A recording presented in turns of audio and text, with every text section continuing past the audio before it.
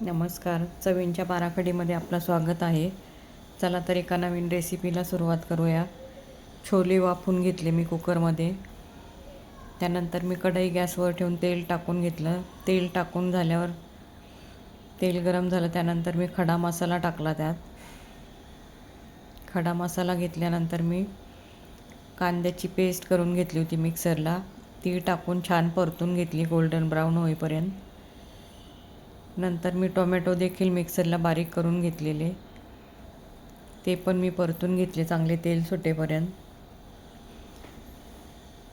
त्यानंतर मी हळद टाकली, त्यात लाल मिरची पावडर टाकली, धना पावडर टाकली,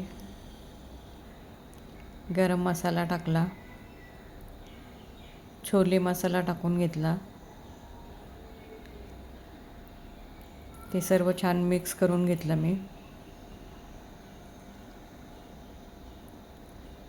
ते मिक्स झाल्यानंतर वाफवलेले छोले टाकून घेतले मी कढईत.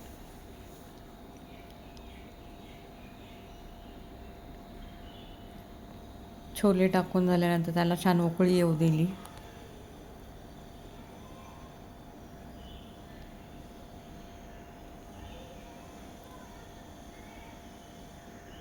पाच मिनटानंतर मी गॅस बंद करून त्यात गार्निशिंगला कोथिंबीर टाकून